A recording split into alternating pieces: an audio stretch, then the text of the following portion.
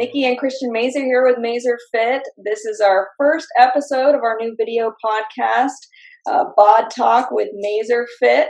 And this is a new podcast that we wanted to start doing since we've all been home and quarantined during the coronavirus pandemic. So we thought we'd get all of the people that we know who are super intelligent, super fit, and in the training world to kind of talk about all the knowledge that we have and share that with you guys. So we are going to be doing this over the next couple of weeks and just see how it goes. Please feel free to reach out to us with any feedback or comments or things that you'd like to listen to or see on the podcast. Thank you, Nikki. Hi, I'm Christian Meyer.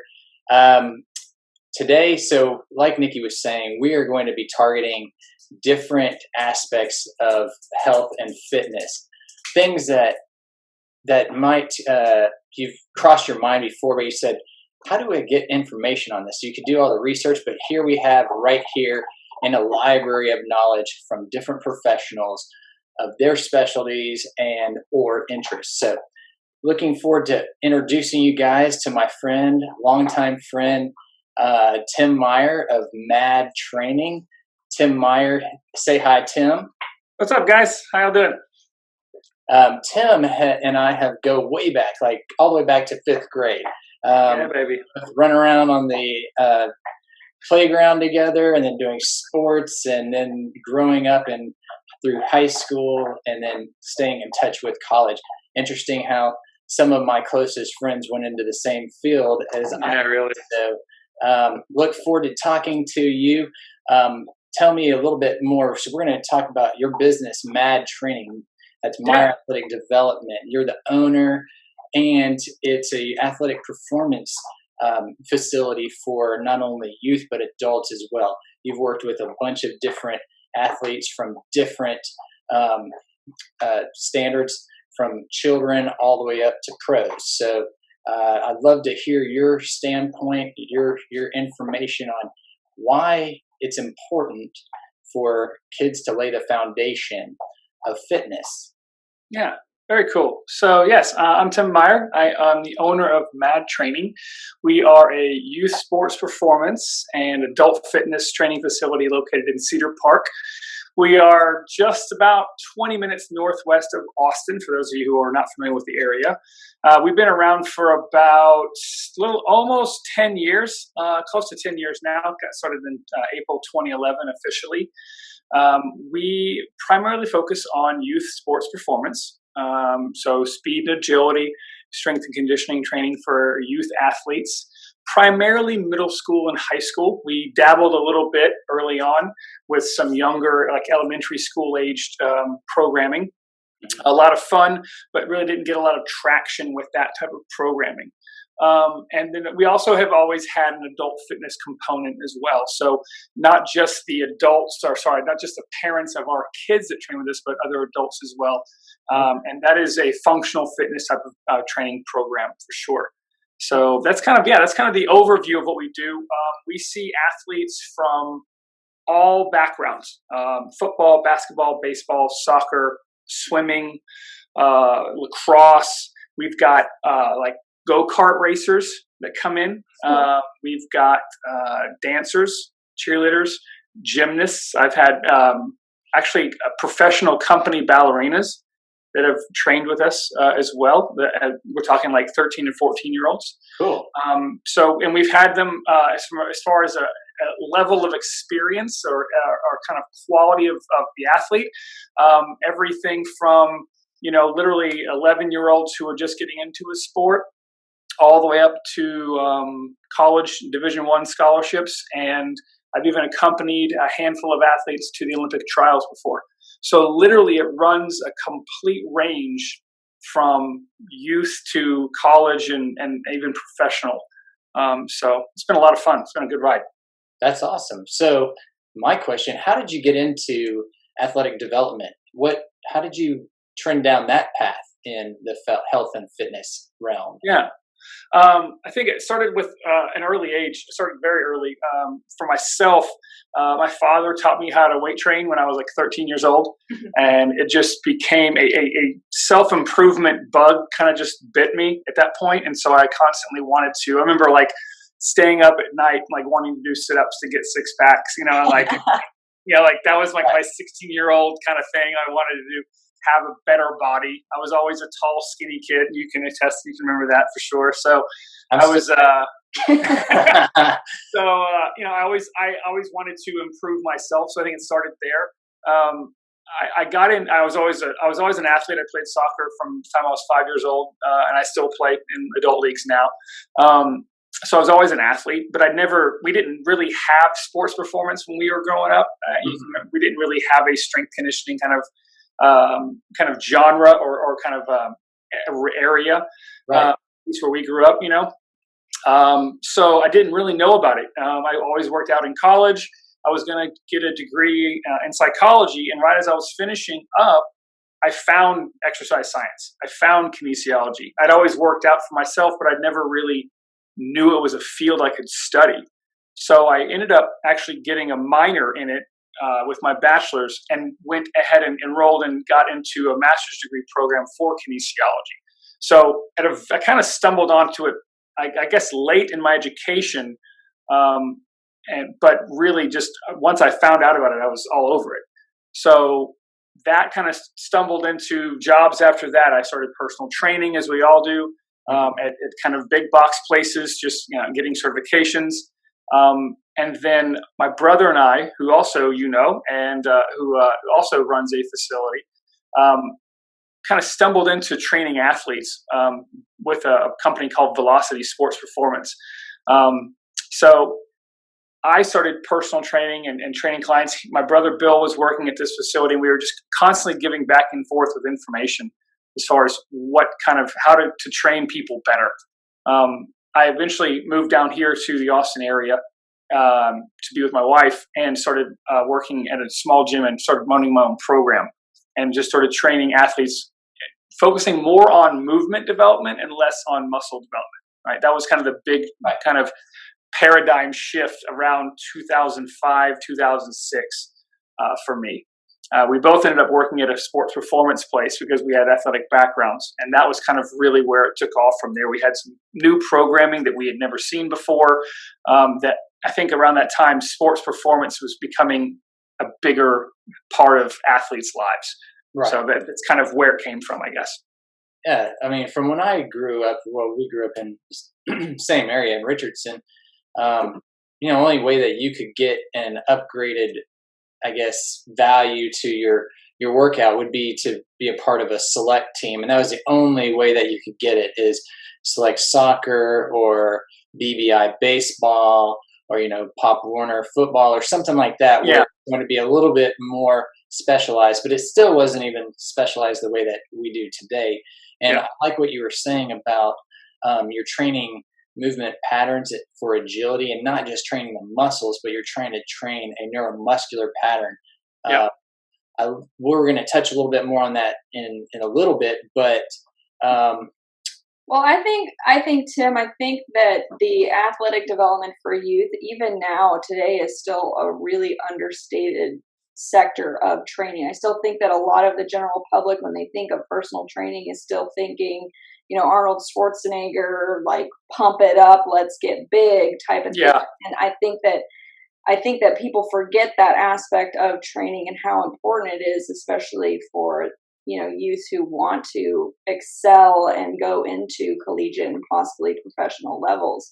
So with that being said, what kind of training do you think is best for youth to engage in to develop a great foundation for either one sport or multiple sports? I'll keep it.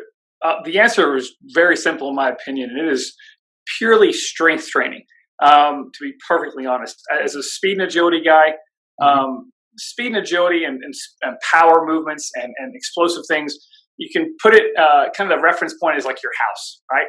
So at the base of your house, your foundation, is, in my opinion, it's quality strength training stability, mobility, flexibility, these kinds of concepts that aren't YouTube sexy. Do you know what I mean? Like Right. quality strength training. When you look at an adolescent athlete who is constantly going through growth spurts, right? You have almost like a volcanic situation where it's constantly changing.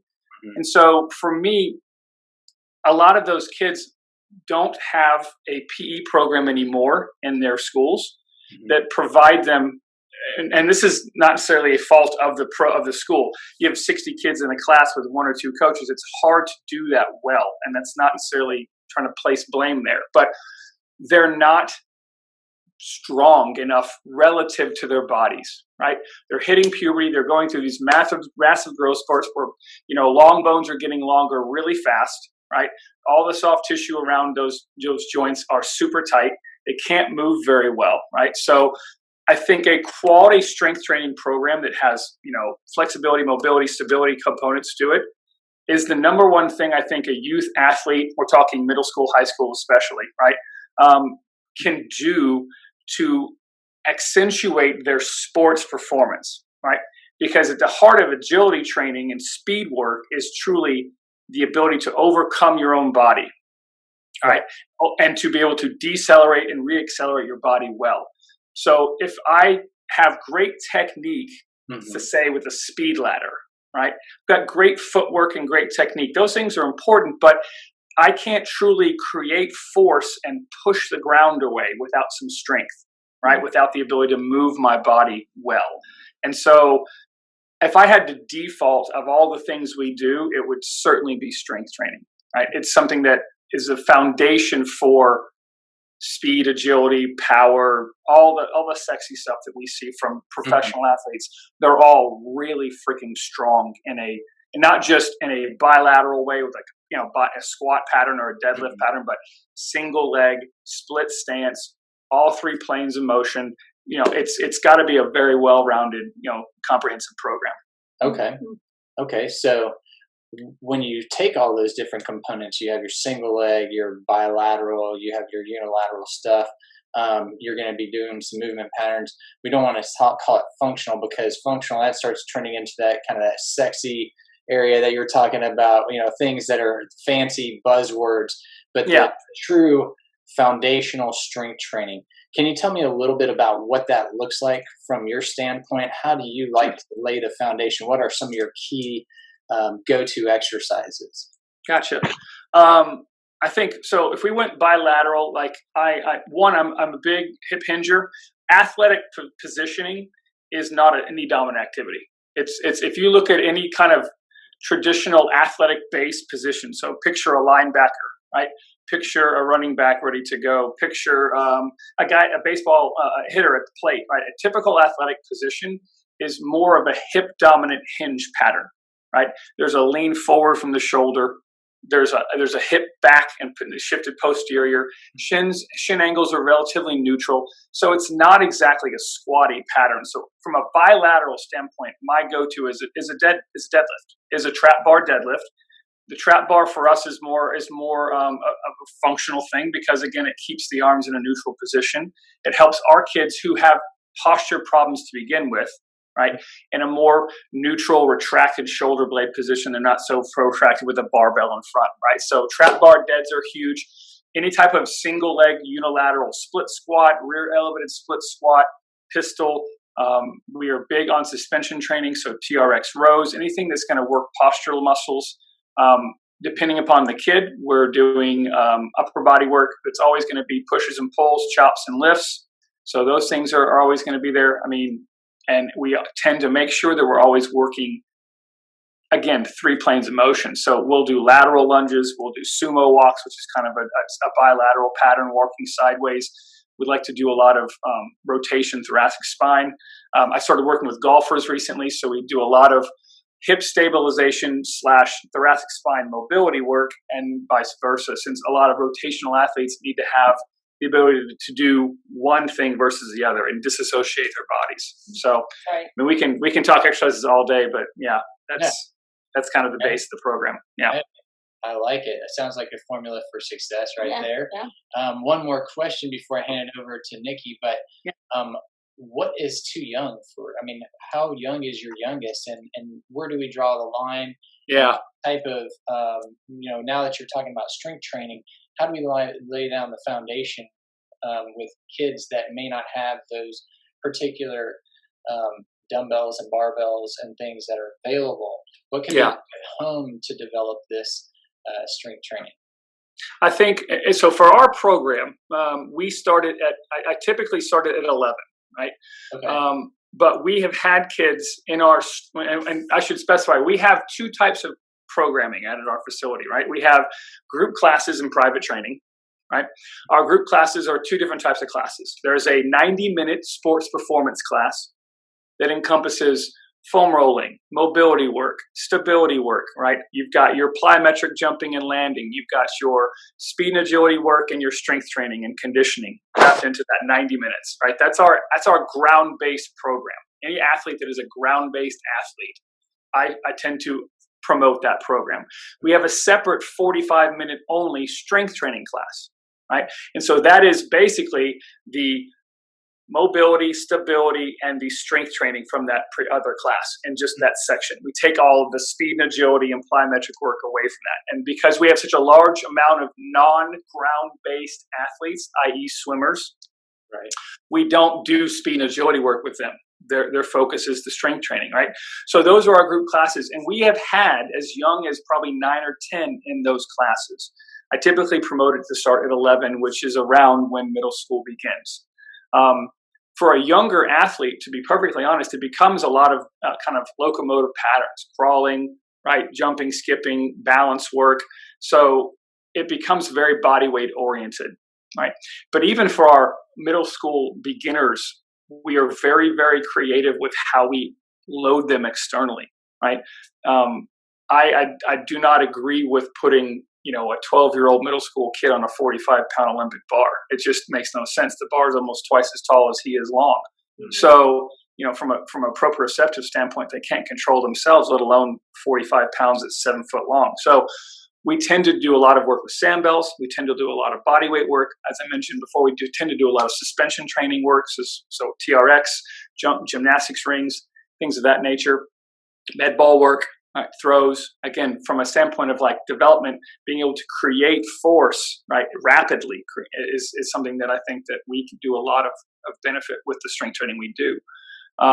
So really, I think it comes down to programming for who's in front of you, right? If I have a 10-year-old, we are very conservative with the loads we give these kids. I have a 10-year-old kid. The heaviest thing I'm going to start that kid off with is either their body weight or 10% of what their body weight is. That could be a 6-pound sandbell. That's a 60-pound kid, right? That's plenty of resistance to begin with. So as far as like home stuff that we actually have kids do, the homework I give kids to work on, if they're not going to be able to do stuff with us, is really from the standpoint of the stability piece. Single leg balance work, bear crawling, quadruped balances, glute bridges, stability training for me, being able to not just be statically stable on one foot, but being able to dynamically shift your weight from one foot to the other in multiple planes is a massive thing that they can do on their own. Core training, right? The actively resisting motion or trying to create it, as opposed to flexion and extension patterns like we were all kind of taught growing up, right. Crunches and sit-ups. Anti-rotation, anti-flexion extension activities like crawling and quadrupeds and bridge work. That's all stuff that I think is perfectly fine from a homework standpoint. It doesn't have to be much more in depth than that as far as home training. Yeah, I like it. Very cool. Exciting, fun sounding.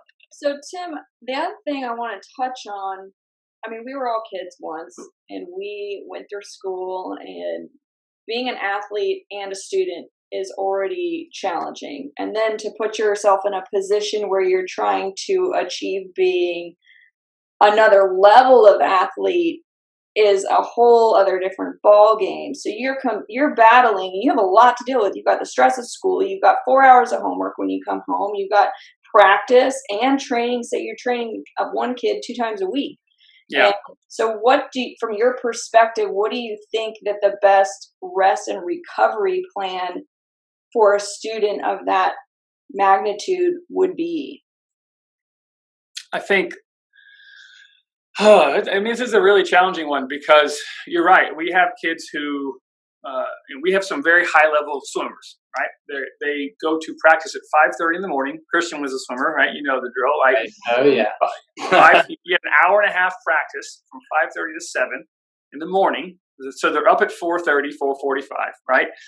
They then go to school all day, and then they come and train with me for 45 minutes doing strength training work. Then they go right back to practice for a second round from 5:30 to 7. And then they have homework until 11, and they go to bed. Yeah, so I think when you're talking about the higher level kids, I think obviously 7 to 8 hours of quality sleep is massive, right? From just a day-to-day standpoint. And a lot of them are going to struggle to get that, right? If they can get 6 hours of sleep, it's probably a good day. Without that, obviously nutrition, food comes into play big time, right? A lot of them probably aren't getting the fuel they need to actually support the work they're doing, not just the physical work, but the mental work as well.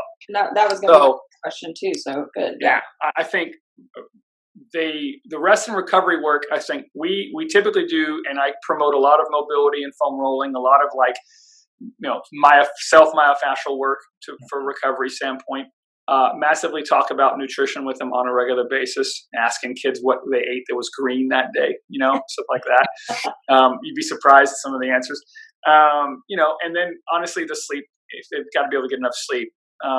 So those are the big things, to be perfectly honest. We actually do have a massage therapist in-house in our facility, a guy named Simon Molyneux, who I've worked with for probably about 5 years now as a friend and an actual client of his. So I have also a network of people who I refer out to. I'm not a jack of all trades.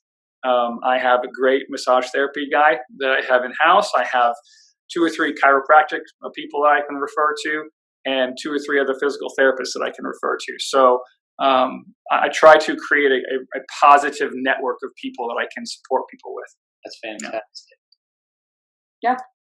I think the nutrition thing, we could do a whole segment on nutrition and kids because, look at what they're, giving kids in school. It's not even, it's not even to the point of what they need in terms of, And so, I think that, I know Christian has had some clients that, are adolescents that they keep saying, oh, I need to get bigger, I need to put on size, but they literally have no idea what to do. And that's not, I don't think that's something that is necessarily given out freely in practices, and they're, kids aren't required to take nutrition classes in most cases.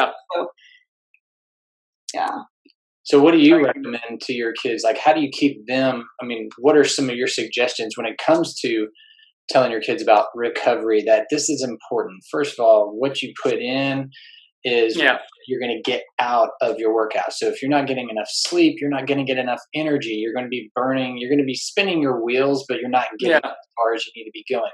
Same thing from a nutritional standpoint. So being careful. We don't like to make recommendations because we have to be careful being trainers. We walk that fine line.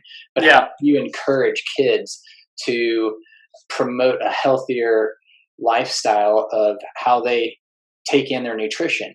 And are there any tips that you give them on, this is one of my favorite things to make it taste a little better? Yeah, for sure. I think I'll speak to the point Nikki was making first about they're not getting the information anywhere else, right? So I was a club select soccer coach for quite a long time as well, right? And I trained, anywhere from middle school to high school kids. And that's, they might look at them and say, you need to get faster, you need to get stronger, you need to get bigger. But that was never under their purview, right? That was not part of their job. So their coaches might tell you that, might tell the athlete that, but have no ability to actually provide the information. So that's ultimately what I'm trying to do outside of the training components, right? Is to actually say, okay, what are the things you need to be able to do? From a nutritional standpoint, from just a general advice standpoint, again, we do have to be careful on what we can say because we're not registered. I'm not a registered dietitian. I can't I cannot prescribe you a diet, right? Right. But what I can do is go off of some really sound nutritional concepts, right? So first things first, any kid that is looking to gain weight or needs to put on size, right, more than likely isn't eating anywhere near as much as they need to. We can just talk about pure calorie intake, right, and say you're probably burning X and you need to be taking in Y, and your deficit is massive right now. Mm-hmm. This thing right here that every one of us has, right? If we had this bad boy, right, if we had a Fitbit or an Apple Watch, this makes things so easy. Yeah. It's absolutely ridiculous, right? And to look around it, like, so my group of high-level swimmers, I look at them, and there's 8 of them or so, and they come in at a time. None of them have one. None of them have any clue that they're burning off what they're burning off, right? Doesn't that blow your mind? People that say it really does. No, it's finding out. You don't want to go down a rabbit hole, right, of like being, measuring and weighing every little thing you take in, but at the same time, having a general concept that, on a daily basis, I burn somewhere between 27 to 3,500 calories, right? So on a daily basis, I'm not trying to get any bigger. I'm not trying to lose any weight. I'm going to take in around 3,000 calories to make sure that I keep myself balanced out. So talking to them about that, that's the first thing. Anything from a increase or decrease in just body weight. Mm-hmm. We're going to talk about how often do you eat? Do you understand that most likely you're burning about this, right? You can use simple apps like MyFitnessPal and throw in, an hour and a half of vigorous freestyle swimming, because we're using swimmers, right, as an example, burns off X amount of calories. Okay, so let's take that plus there's simple equations that can get you metabolic rate, right? Of how, and we go from that point and say, okay, you're probably burning about X. You want to gain any weight. We also know from a mathematical standpoint, we need to put on, if we want to gain a pound of weight over a course of, let's say, a week, we need to have a 500 calorie surplus every day, right? Or 3,500 calories surplus over a week. So we can do simple things like that to give them numbers. But again, if they're not looking at things like macros and stuff like that, it makes it very hard. So it's really introducing these things to them. So and saying, put this app on your phone, right? Let's look at how much, how many calories it actually takes to burn. Do you have a Fitbit? Yes, I do. Okay, wear it to sleep so we can get a measure of how many calories you actually burn throughout your whole day through a 24-hour period of time. Okay, let's take a look at your body type. Christian and I are close to like an I. We're kind of in the middle between like an I and a V type. There are 3 types of body types, right? We can simply say that an I type is a very, very high revving engine, right? So it's going to need a lot of fuel, a lot of carbohydrates. Those kind of body types can handle those things easier, right? You got a V type, which is more of a muscular. That's kind of a more balanced approach to things. You have the O type, which is a little bit more, of kind of a shorter, stockier person. Those people don't tolerate, their engines are set to slow, right? So they don't tolerate that as much. Right. Those things are general broad strokes that I can look at an athlete and give them ideas on. This is how many calories you should probably be eating. This is what type of macronutrients you should probably be getting in your diet every day, right? Lean meats and, good starchy carbs like, potatoes and, whole grain rice, stuff like that, and tons of veggies and fruits, right? Minimal processed foods. Those are the things we can say without having to be a registered dietitian to give those things up, right? So, and not get ourselves in trouble. Perfect. But yeah, that's the overview. So I start to talk about in versus out first, and then we start to break down and go into, okay, what are you eating? And let's take a look at, is it enough of this to give you the fuel you need? Are you eating too much of this or too much of that? And just we then talk about, what do you like, right? Just maybe it's just eating more of what you already like, and just instead of like subtracting things away, maybe it's we put in more things, right? We try to like make things a little bit easier for them to swallow. Pardon the pun. I like that. Yeah. So, but going back to that biometric devices, like, you and I have been in the industry for over 20 years, and which is mind blowing in itself. And I would say that I was probably pretty good at understanding how many calories I burn on a specific activity. but I had no idea until I started wearing one of these things daily and started just like you. I put it on at night. I'd sleep in it, see how many calories do I burn when I sleep. Most people only put it on when they work out. And they feel like, oh, this is if I put it on any other time, then I'm cheating myself. And those actual calorie counts don't count towards my active calories because I keep those bundled over here on the side because I don't want to really I want to track only real stuff. Well, it's all real stuff at the end of the day. And so a lot of times I put mine has a mode where I can go indoor walking. And so it's picking up and tracking me. Now, I don't know exactly how accurate it is. And some of it's my arm swing. Sometimes it picks it up when I'm just moving around, not doing anything except just move my arms. But thing is, I started realizing that my average day, if I'm at work for an 8 to 10 hour day, I'm walking almost 8 miles in those hours, and I'm burning just at work, not my own workout or anything outside of that. I'm burning another 1,500 to 2,000 calories just right there. So, and it wasn't until I started going, wait a second, okay, no wonder being an ectomorph like you and I are. I'm always hungry. I'm starving. I'm constantly starving. I can't get enough to put on the size that I want. And like you're saying, maybe you need to increase some of your favorite foods, and that's what I've been doing. But going back to it, if you understand where your calories are going out, you have a good baseline over time, then you can understand, okay, well, this is what my body does. So then you adjust to that. And as simple as you were saying, if it's only 500 calories a day, now that's quite a bit actually for some people, because for others, that's just having an extra bowl of cereal. And maybe for our kids, it's not a lot. But that adds up. And a pound of fat, what is it? It's 3,500 calories. A lot of people think, what is that? I don't know. And that's only 7 days of 500 calories. So I mean, I think that it's important for kids, especially. I mean, I had no clue. I had absolutely no clue. I mean, I was the kid that wanted a 6-pack and was working with a trainer, but then I'd eat like a pint of Chunky Monkey ice cream every night. I just didn't. I couldn't equate that. I didn't have someone like you telling me like, whoa, pump the brakes, like calm down on the ice cream, kid. Like, but I think it is important. So I'm glad that you guys are definitely doing that, because I think that helps. But I'm looking. So I mean, you've worked with kids who have moved to the collegiate level. I think that you've mentioned before when we spoke that you've had kids that have gone to LSU and Notre Dame and Auburn, Notre Dame. It's pretty crazy. Notre Dame. A couple kids.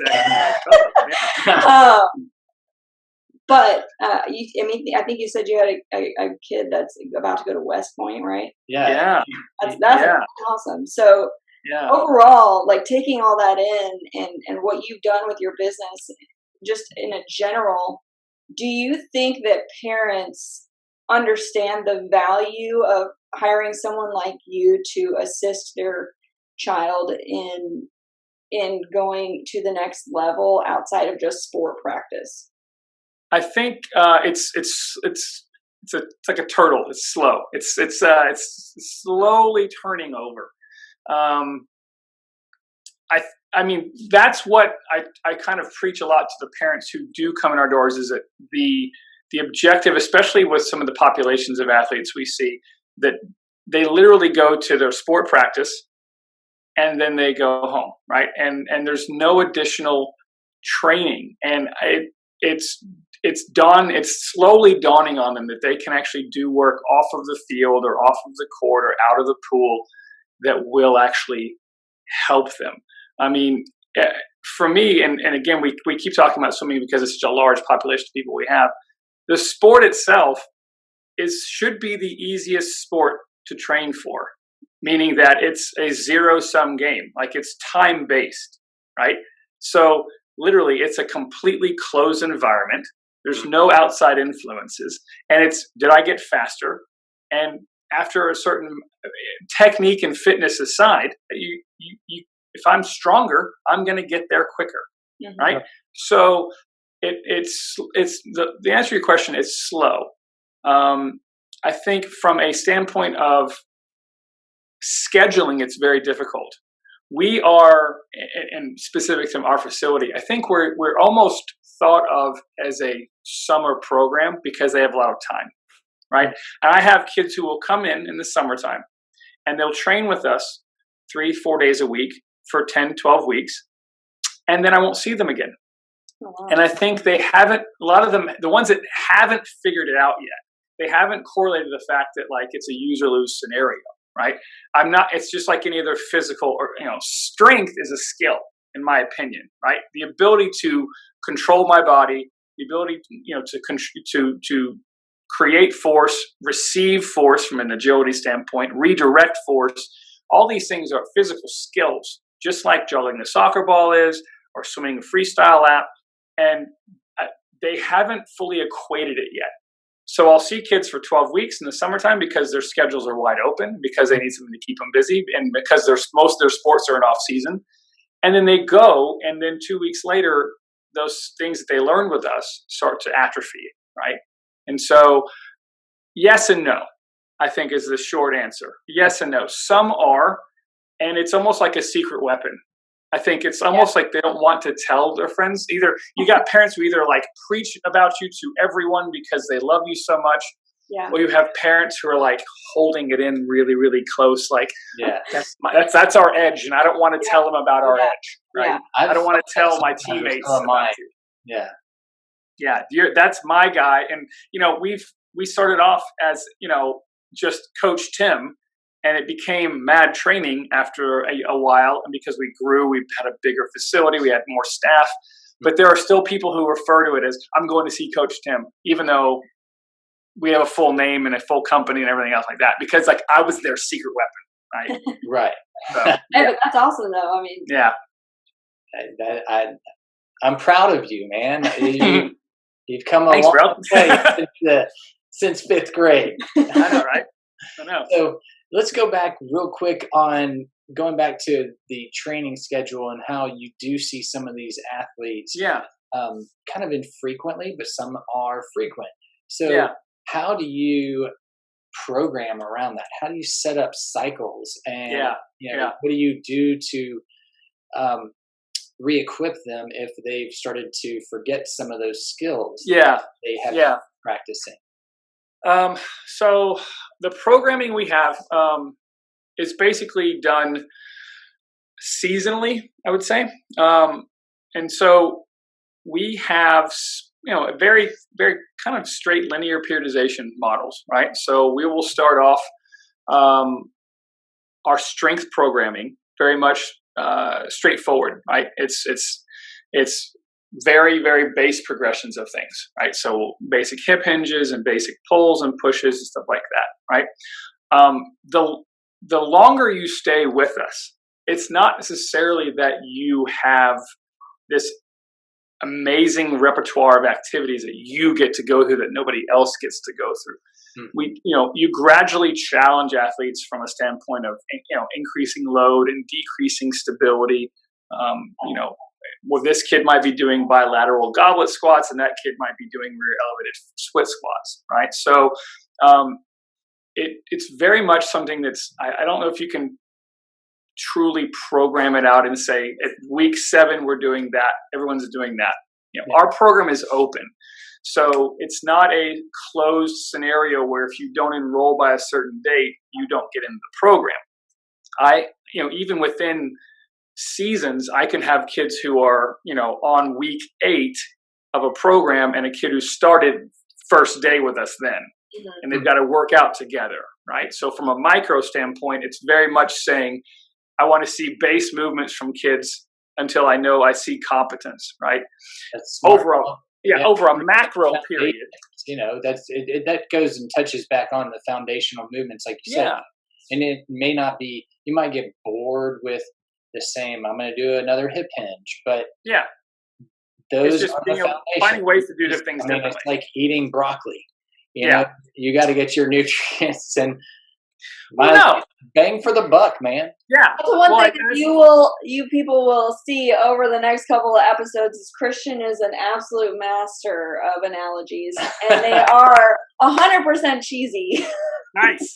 But I mean, like, seriously though, from a programming standpoint, like it's one of those things where you have to be able to do. I tell my interns this all the time. You've got to be able to, not just from a movement standpoint, but how many hinges can you think of? How many ways can you teach someone to hinge their hips? Or how many ways can you load knee dominant? Or how many vertical pulls can you come up with? Or how many horizontal pushes can you come up with? You have to, and then at the same time, on a side note, how many ways can you cue the same exercise differently? Right? Can you say, push, horizontally abduct your shoulder? I'm not telling that to a kid. There's no way I tell that to a 13-year-old kid. It's way specific. They have no idea what abduction is. But, I've got to be able to say the same cue 10 different ways. Right. I've got to be able to come up with 10 or 12 or 15 different ways to do a vertical pull. Right? I might be sharing space that night with 3 other coaches, right? Or 2 other coaches. And I only have this much space with my private client. And I've only got these pieces of equipment. So experience slowly teach. And that's why I love having interns, because I love to teach them how to adapt, basically, right? So experience teaches you from a programming standpoint how you can, this is more challenging than that because it requires more stabilization or less stabilization, or more planes of motion, less planes of motion. So from a micro standpoint of programming, it's kind of comes down to that. Okay. Our scheduling process, we offer classes basically Monday through Friday, right? So I don't dictate terms to them when they train. I don't tell the kids or the parents, hey, you need to train 3 times a week, right? We don't sell packages like that. A lot of programs do, and it's probably easier for them from a revenue standpoint for that, but I just have never done that because I know our kids' schedules fluctuate so much. Right. Most kids from a snap, let's just say club soccer practices 2 to 3 times a week. I'm happy if I see them once a week during the season. Yeah. Because again, from a periodization standpoint, that's a maintenance phase. Right? Their focus is on their sports skill. So if I can see them once a week from a strength and speed and agility standpoint, I'm a happy man because at least their skills they developed in that 12-week frame of time of off season, right, during the summertime, at least that once a week is keeping them fresh with what they learned for 12 weeks when they hit it hard and saw us 3 to 4 times a week, right? So from a macro standpoint of like years of time, right, I've got kids who've been with us for, 3 or 4 years, right? And what you see again isn't that all of a sudden, they got the cheat code, they unlocked, and now they're doing squats standing on a stability ball. It's not that they get to do things. Yes, they get to do things that the beginners don't get to do, but it's still within a framework, right? It's still within a thought out, okay, this kid needs these things for him, his body, his personal body, and his sport, and his conditions, and his situations, right? So it just becomes, and you actually shift how you cue that kid, right? Those kids are more bought into their process. They're more bought into you. A lot of our swimmers are like that. They come 2 to 3 times a week for years. Mm-hmm. So I'm delegating things to them. I don't have to lead every second of their warm up. Right. I can, from a psychosocial standpoint, I can shift how I coach them and how I lead them because we developed a rapport, right? And we're fine tuning things, right? The longer you've been with me, the more fine tuned it gets, right? Just, so that's kind of how it shifts from a, individual micro stage to a big macro, like multiple year picture thing, Mm-hmm. Wow, well said. I like the way you've got these answers. You've actually, the way that you are able to put your words together and say everything that we've all been doing as trainers, but the way that you put it together, you've thought through all this stuff. Yeah. Well. So thanks, I can tell, professionally, you're on top of this. Mm-hmm. Thanks, man. I appreciate it. I hope so. Let's go back and talk about, I know you mentioned working with some organizations. Yeah. I think you've mentioned that you work with a soccer club. And let's talk about your opinion on the importance of that and how it impacts athletic development. Because I know myself, I was doing swim team in high school. I did lacrosse in high school. And looking beyond high school and thinking about swimming at a collegiate level was never on my radar. Yeah. I just never thought about it. I had plenty of opportunities to join like a club team. I could have easily done that. I just never took that step, and it was never really presented to me in a way. Like, hey, if you want to be a collegiate swimmer, you got to do ABC. Yeah. And so I just never got to that point. Yeah. That's honestly, you and I are in the same boat then, because I played, soccer from the time I was 5 to now still, right? But I was actually never on a club team. I didn't actually participate in in that type of environment. I was always on recreational teams that seemed to be for fun, and I wasn't even aware of the differences and the caliber of coaching and the caliber of the programming and the and the thought processes that went into those things. And so on the flip side now, right, where I'm working kind of with organizations and I'm talking to coaches from organizations. Again, I think it's a yes and no kind of vibe. A lot of them are slowly starting to realize that people like myself are very important to their success as well. One of my first relationships with the swim program I work with was with a very, very high level national coach that was working with Junior Olympics as well. And from the moment we started working together, he was very much aware that my involvement with his program wasn't detrimental, and he wasn't intimidated or frightened of me coming in and being involved with this program. I never claimed to be a swim coach. I'm a strength conditioning, professional, right? So, and he understood that if I could safely and effectively get his kids stronger, then basically they would be faster, right? So I think it's as a professional, you have to approach these people in a certain way, right? We actually have a contract with a volleyball club where we provide their players sports performance training, right, on a weekly basis during the course of the entire season. And when I speak to the coaches, I actually want to be open about, I'm not a volleyball coach. I'm not here to coach your kids from that standpoint. I want to help them jump higher, be quicker in defense, right? And ultimately, and most importantly for me, is be less likely to have non-contact injuries, right? Like, to be honest, if you're not on the court or the field or in the water, doesn't matter how strong you are, right? So really, over the years, my thought process has shifted to, if I'm going to sell a coach on something, I'm going to sell them on, your kids will be less likely to getting hurt.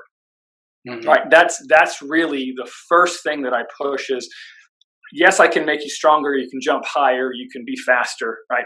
But ultimately, strength training is injury preventative. Right. And there's no coach out there that doesn't want to have a less injury prone athlete.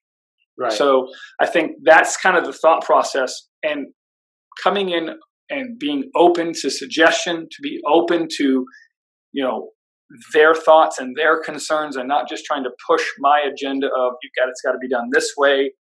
It's one of those things that's a delicate balance. And it's, as a business person, I've learned that I didn't have that when I was, 15 years ago. I didn't know how to talk to people, organizations, and coaches like that. Mm-hmm. So that's kind of evolved over the course of the time I've been doing this. Well, I know from going back to Berkner and our alma mater, we had a really solid swim team. And one of the big things that we did was we did meet 3 times a week.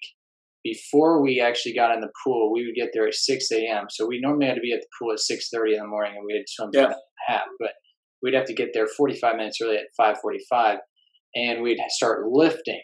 Well, we had a football coach that gave us all the football lifts that were important because that's just what you do. Yeah. You do a lot of heavy bench press, then do some incline bench press after that, and then jump in and do a 500 warm up. And then, then you, after your chest is already tight as can be, then you go and throw some heavy squats in there, so you got your arms pegged back, and then now everything is all super tight.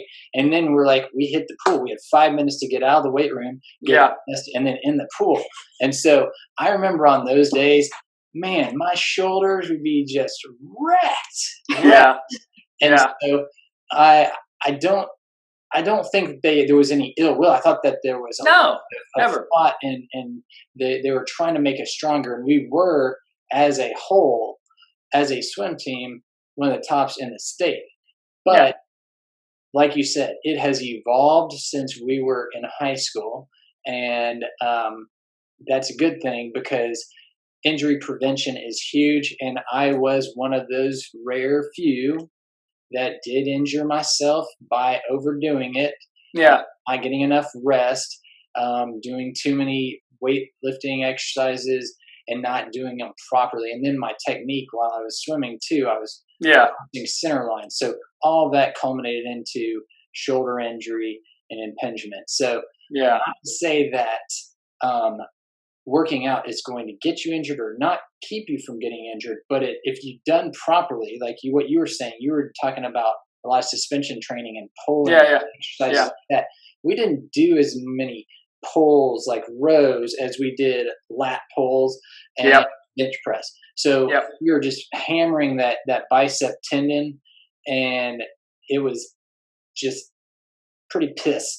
Definitely. From that standpoint, I think that what your value and your ability to present that to the coaches is a huge value to not only the athlete but the team. But not only the coaches, but his ability to make that known to the parents and the school programs and I mean, that's at the benefit of the kids at the end of the day, and that's what's great about it. Yes. And being a trainer for as many years as you have, when you're onboarding somebody and you're taking their history and you say, okay, tell me about your past injuries.